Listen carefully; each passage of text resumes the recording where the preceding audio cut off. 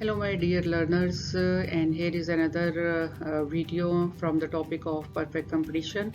Here we are going to analyze that how in a perfectly competitive market, when firms they are either earning profit or losses, what will be the response of these profit and losses on the economic profit which they are earning, or economic losses which they are earning.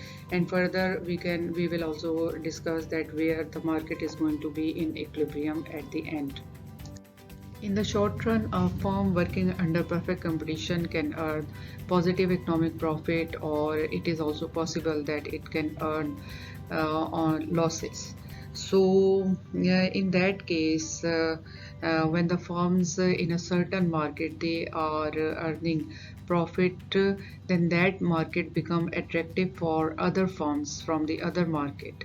So new firms they would like to enter in that market where the firms they are earning profit.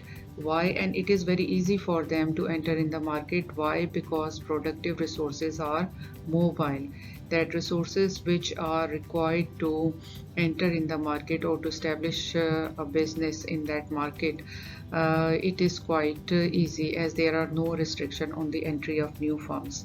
On the other hand, if the firms they are earning losses, then it is not actually the attractive feature. So new firms, new businesses, they are not going to derive their resources into those markets where the firms are, where the existing firms are facing losses. And further, the existing firms would like to leave the market. So this is actually the scenario in which we are going to study that how profits and losses can respond, how firms actually can respond to profits and losses in a certain market. So responses to the profit and losses which firms are earning under perfectly competitive markets are based on some assumptions, and the first assumption is related with the free entry and free exit from the market. Means that there are no restrictions on the new firms to enter in the market, and no restrictions on the firms which wants to leave the market. The second assumption is related with the prices, that the firms can purchase any amount of inputs, which can be the factors of production, land, labor, capital. They can purchase these inputs at fixed prices. The prices are not going to change, they are fixed, because if the prices are going to change, then of course it will affect the cost structure. So we are assuming that prices of factors of production or inputs are fixed when we analyze the responses to the profit and losses. And then we further assume that all the firms they are employing the similar standardized production method, mean that all the firms in a certain market of perfect competition they are using the same technology. So if the firms they are using a technology where they use more labor compared to the capital, then or we can say that they are using labor intensive technique, then all the firms in that market they are actually using the labor intensive technique. So technology is defined as same for all the firms. And then the last assumption is related with the average total cost, that average total cost or cost per unit of output remains same. It is not going to affect by the entry or exit of the firms. So these are some assumptions on which our analysis of responses to the profit and losses is going to based. So let us start. Let us start with the first case, where we are assuming that firms in a certain market they are earning profit. Let us try to understand the responses when the firms in existing market under perfect competition they are earning profit.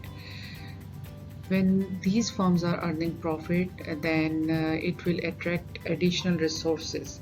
So new firms would like to enter in the market, and this will actually cause the overall market supply to increase because there are more sellers in the market because of the entry of the new firms. So, and this increase in supply will actually decrease the individual share of each firm, so which will actually cause a decrease in the revenue of the firm, and so the profit for each firm is going to be lower. So all those firms which are earning higher profit before the entry of new firms in the market, after the entry their profit is going to be shared with the new firms in that market. So to understand it, let us consider the wheat market. In the first portion of this diagram, you can see that we have the wheat market, and the initial price in the wheat market is $2 per bushel. At this market clearing price, the quantity supplied and demanded is equals to 65 bushels of wheat per year. And for an individual farmer, this price is given, right? So the farmer is going to decide about the level of output according to this given price, which is also the marginal revenue.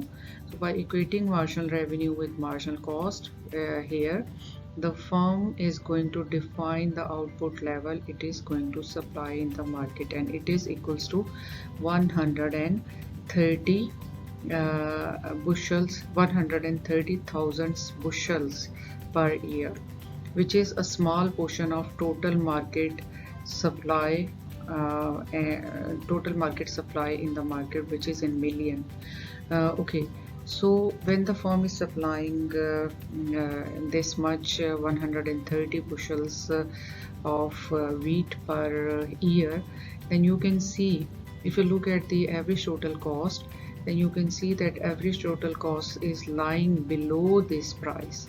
So whenever we have discussed that in a very detailed manner in the previous video, that whenever the price is higher than the average total cost, the firm is always earning profit.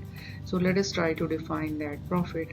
The profit, the revenue is just the area of this rectangle, right?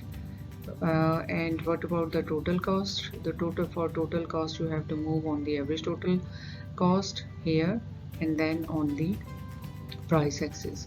So you will have average total cost somewhere here. So if you find the total cost, then it is going to be lower than the total revenue. So that's why we can say that the firm is earning higher profit. This will cause new firms from the other markets to attract new firms to enter in this market, because the firms or farmers who are already producing wheat, they are earning positive economic profit.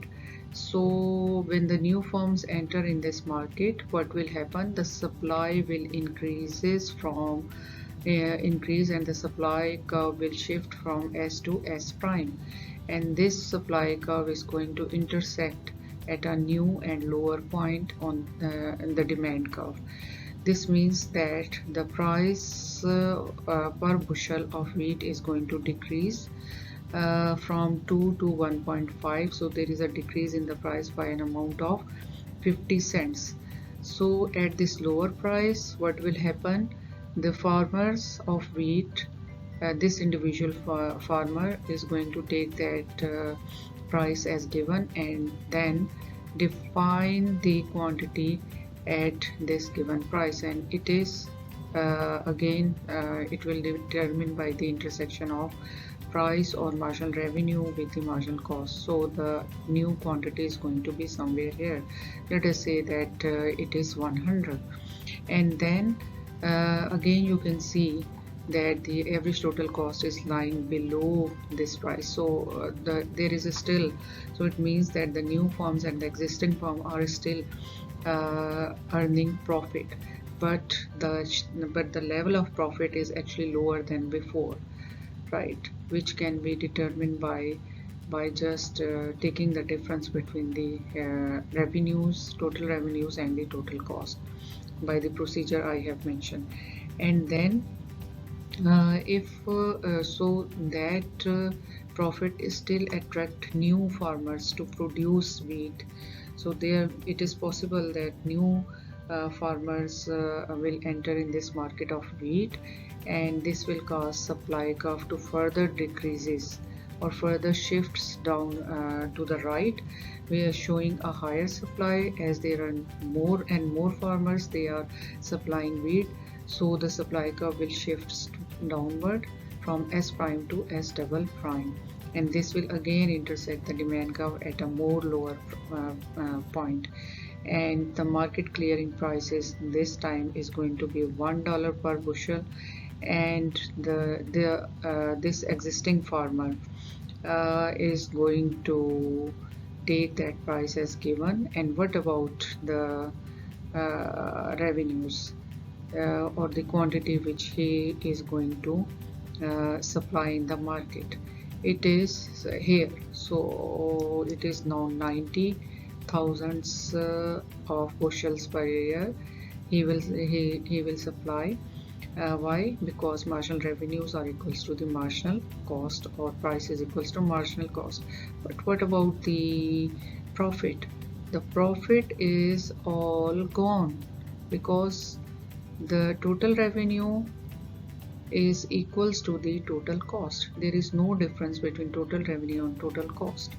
So all the profit is actually shared by the new firms, and the final profit is going to be equals to positive. It is not no more positive economic profit, it is equals to zero economic profit.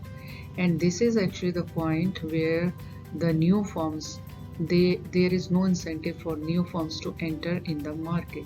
So there will be no more firms who are going to share their profit because there is no profit. So new firms are not going to attract by profit, because all the firms in this wheat market are just earning zero economic profit, or normal profit means that they are earning revenues which are enough to fulfill their opportunity cost.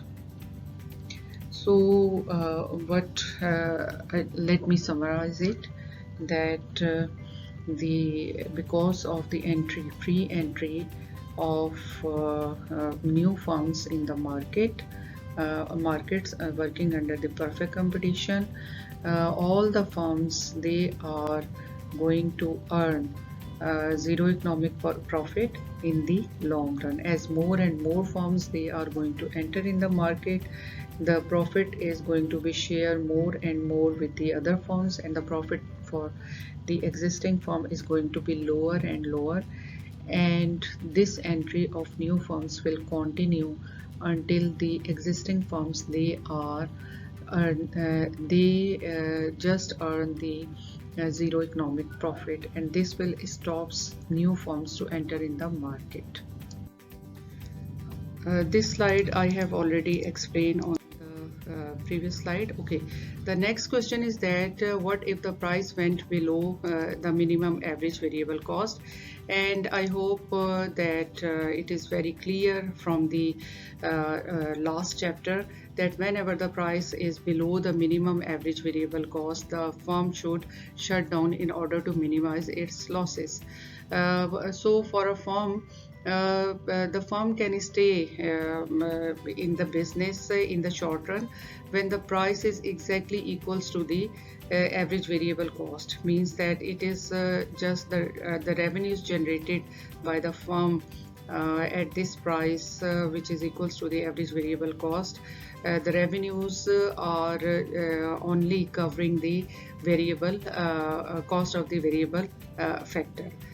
So in the short run, the firm can remain in the business, but in the long run, the firm can stay only when the revenues they all cover the both the explicit and the implicit cost.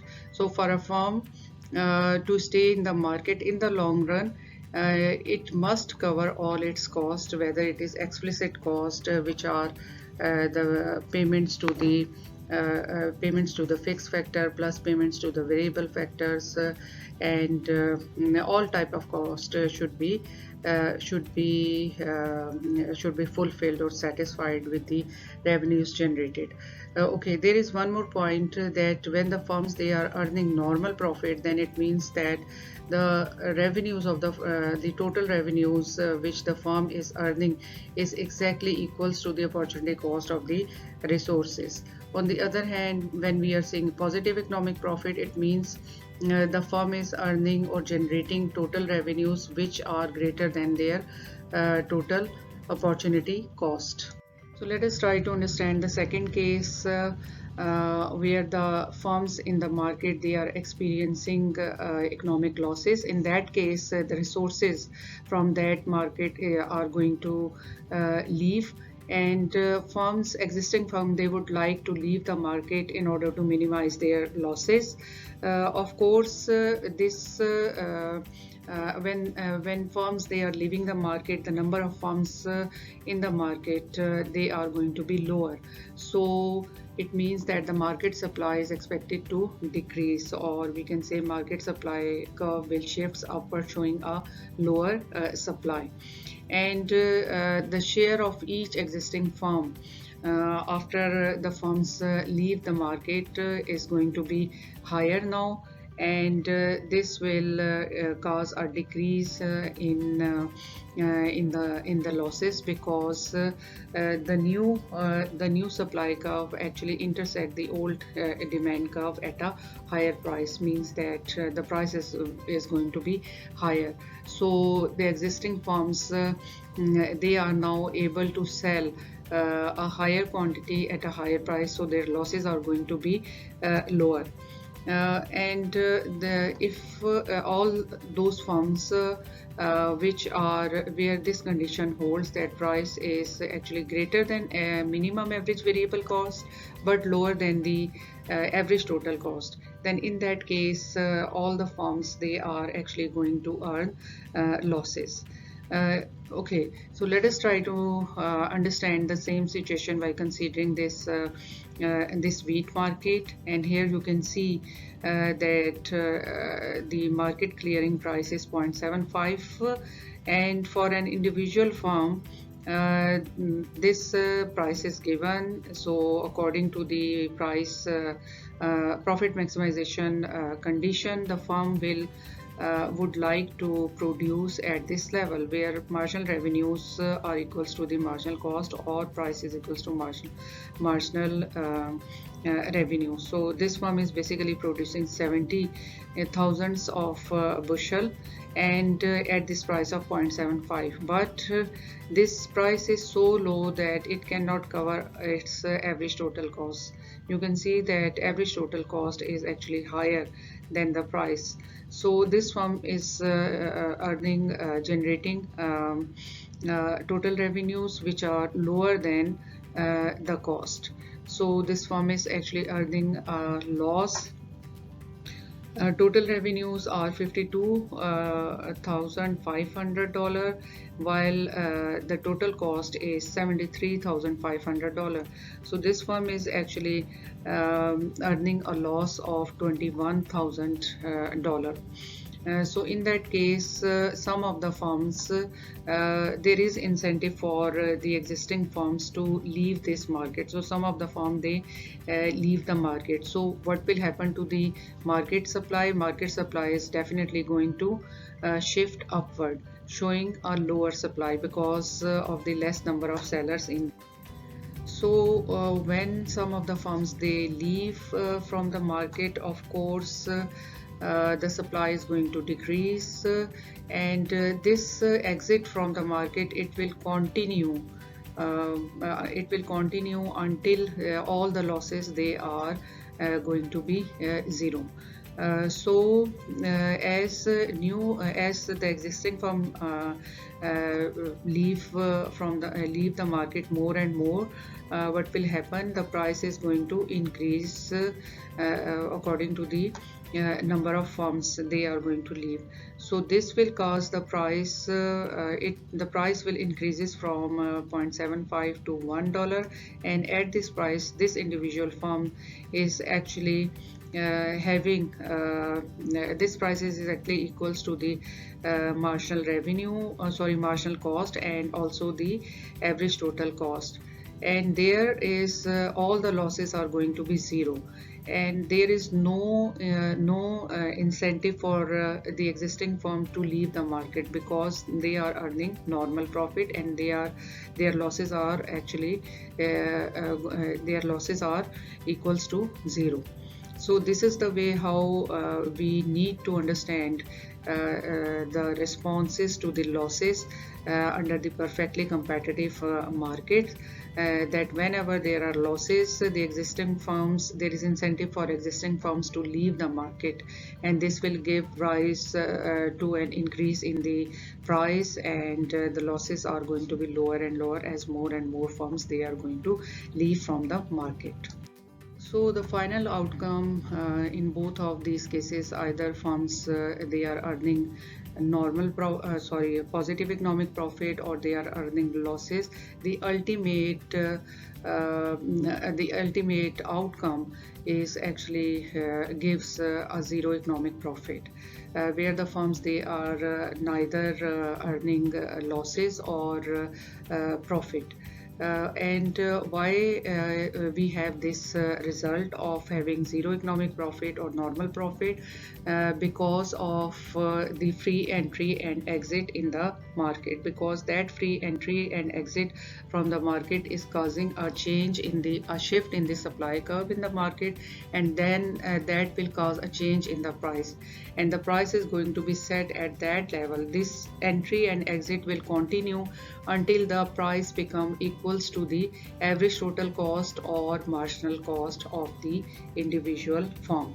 And when this is the condition, when the firms they are earning normal profit, then we can also use sometimes the term that there is no cash on the table when the firms they are earning normal profit, and it is actually a good application of this principle.